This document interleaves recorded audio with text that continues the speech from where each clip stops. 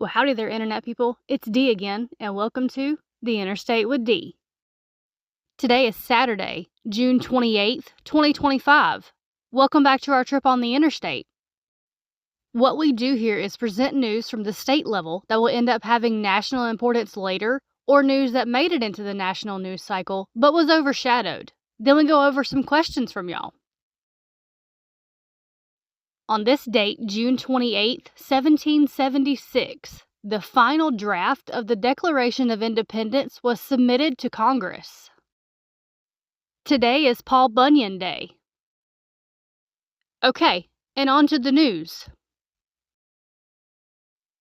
Off the coast of Alaska, that cargo ship carrying thousands of new cars that caught fire has finally sank. Elsewhere in the state, hundreds were evacuated as wildfires spread. In Alabama, an Iranian man was picked up by immigration authorities. Almost immediately, right-wing media started creating theories and sensationalizing the situation. That abruptly ended when his wife disclosed he was a Trump supporter.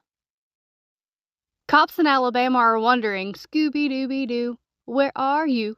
After a person dressed in a Scooby-Doo costume broke into a Quick Stop and allegedly took coins and cash. Jinkies. In Arizona, the governor vetoed 2 Republican budget proposals and called them a sham. In California, gas prices are expected to surge starting around July 1st. Colorado breathed a sigh of relief when the Senate's rule keeper blocked a proposal to sell public lands in the state.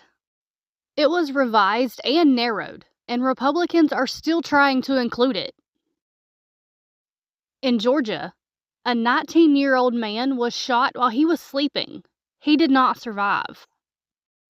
Reports say a toddler appears to have found an unsecured firearm and accidentally fired it. In Hawaii, a Purple Heart recipient was forced to self-deport to South Korea. He has lived in the United States so long that he received his Purple Heart after being shot during Operation Just Cause. For my fellow Gen Zers, that was in the late 1900s. In Kansas City, Kansas, 2 children were reportedly critically injured by fireworks. Please remember to be safe. It's that time of year that ERs immediately know what happened when you walk in holding your hand. The children are reportedly 12 and 13, and one is said to have been hit by shrapnel.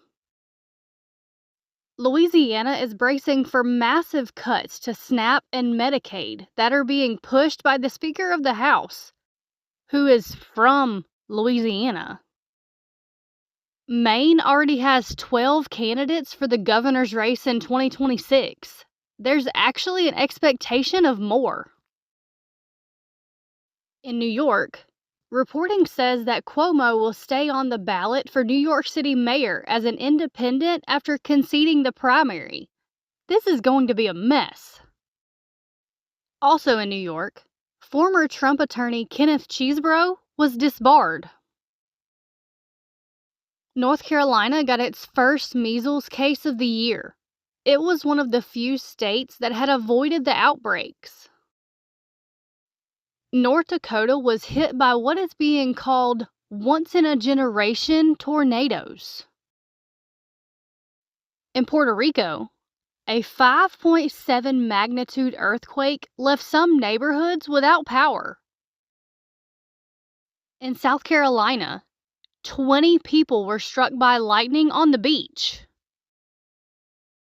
In Texas, a social media influencer known as the Liver King, who is known for eating raw meat, was reportedly arrested for allegedly threatening Joe Rogan.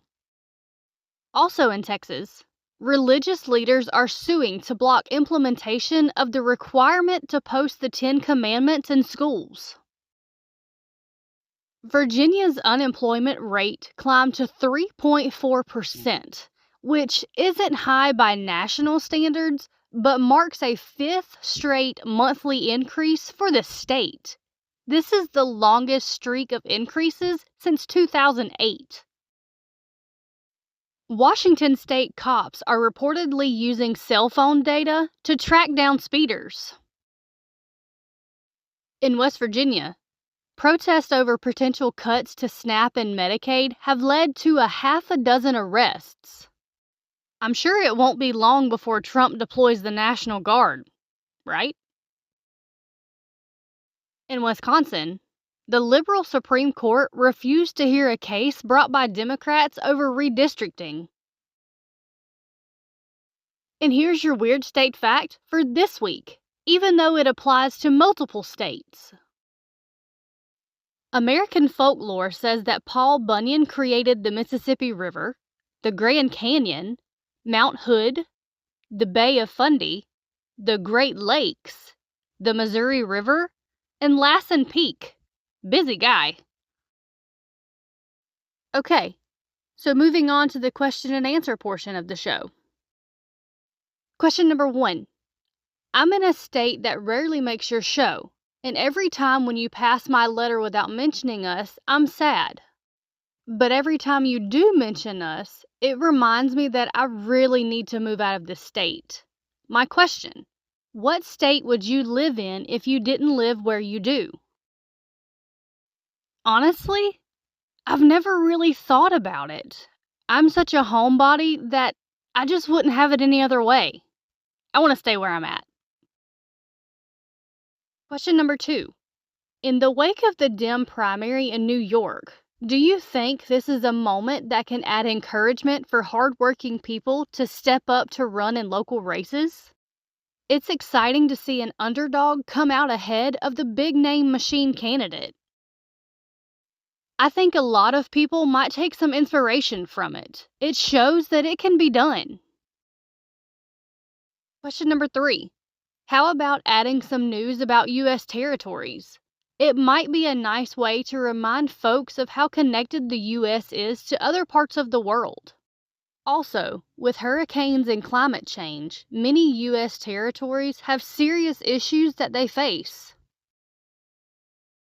We include Guam and Puerto Rico specifically in our checks for this show, but just like with the states, they don't always make it into each episode. Question number 4. Cuomo is staying on as an independent in New York. Do you think he'll be backed by the Democratic establishment? Parts of it will probably side with him, but I feel like progressives are going to lean into the vote blue no matter who rhetoric. The Democratic establishment has pushed for years to get progressives to back centrist candidates. Question number 5. So are the alt National Park Rangers just making up the 13.1 million No King protesters? They keep a running total during the day, but no one else that I follow and trust ever quotes their numbers, despite them being extremely well organized. What's going on there? The same thing happened at the previous protest, where their tally was greater by far than what everyone else said. The media has a habit of only looking at major cities. The smaller events across the country are probably not being counted in those totals. I haven't verified the 13 million number, but it honestly wouldn't surprise me. There were multiple demonstrations near me that had less than 40 people each. If the Rangers are counting all the events like that across the country and major networks aren't, well, that would be a huge difference in the final number. Okay, that looks like it. We'll see you next week for another trip. Y'all have a good day.